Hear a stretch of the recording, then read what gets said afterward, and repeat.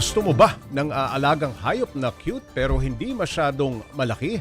Nauuso ngayon ang pag-aalaga ng long-haired guinea pig pero paalala ng eksperto, hindi raw biro mag-alaga niyan. Para bigyan ng mukha ang balita, Mobile Journal Daniel Dayaw. Mahaba, makapal at halos mukhang nagpasalon ang balahibo. Kaya naman parami ng parami ang nahuhumaling sa long-haired guinea pigs. Kasama dyan si Carl, isang college student na 3 taon nang nag-aalaga at nagbe-breed na to. First po kaya po ako nag-alaga ng guinea pigs. Nakita ko po siya sa tita ko na inaalagaan. Na-curious po ako kung paano sila alagaanin. Nung nakapag-research na po, bumili na po ako sa tita ko. Doon po nag-umpisa pag-aalaga ko po. Nagsimula sa curiosity hanggang sa biglang dumami ang kanyang mga alaga. Kaya sinubukan niyang magbenta. At ngayon, nakakatulong na ang kita sa kanyang pag-aaral. Malaki rin naman po yung naitutulong sa akin ng pagbebenta ng guinea pig since marami po akong gastusin sa school and nakakatulong din po siya sa amin. Lalo na po sa lolo't lola ko na nag-aalaga. Depende sa breed, pwede raw umabot sa 5,000 piso ang presyo ng isang guinea pig. At kapag maganda ang lineage, mas tumataas pa ang halaga. Malaki rin naman po. Yung one day ko po kasing benta nakaabot po ng 8K.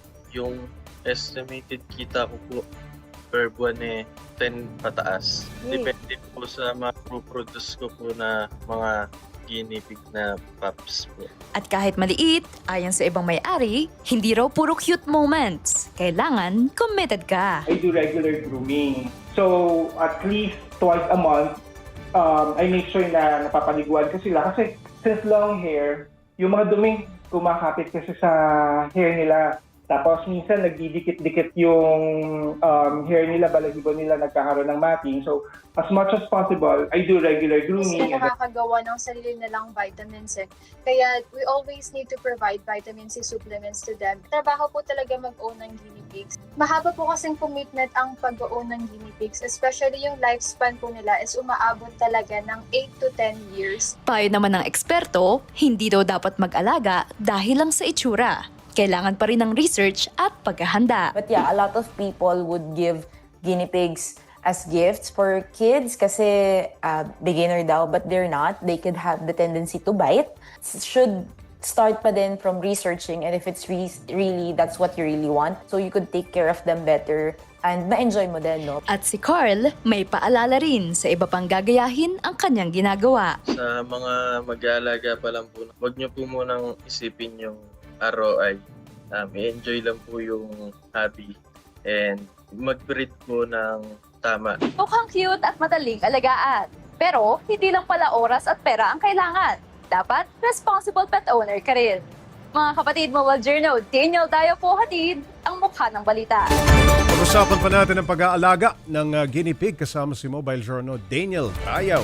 Wait, Daniel, paano ba naging long hair itong guinea pig ni Carl? Yes, Popshay. Alam mo, Popshay, ito talaga is parang regular guinea pig lang. Pero ang kaibahan is mahaba lang talaga yung buhok. So sabi nga na nakausap ko si Ang Sir cute Owen, nila, no? Yes, ang sabi pwede daw humaba ng up to 20 inches kasi every month 2 inches yung nadadagdag sa length ng hair. Okay, paano ba aalagaan ito? No? Hindi ito common na household pet. No?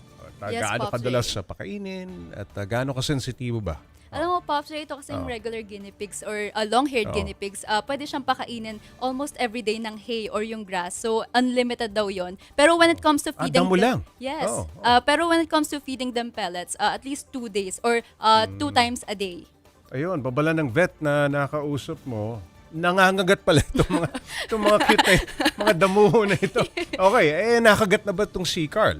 As of now, Popsy, hindi pa naman daw siya nakagat. Pero yun nga, babala nga ng veterinary services Cute, na interview natin is talagang, syempre, mga hayop kasi, meron silang feeling. So, hindi naman sila nakakapagsalita. So, may mga Na-hurt din tendency sila, na ganun. na-hurt. Okay. Maraming salamat, Mobile Journal Daniel Dayaw.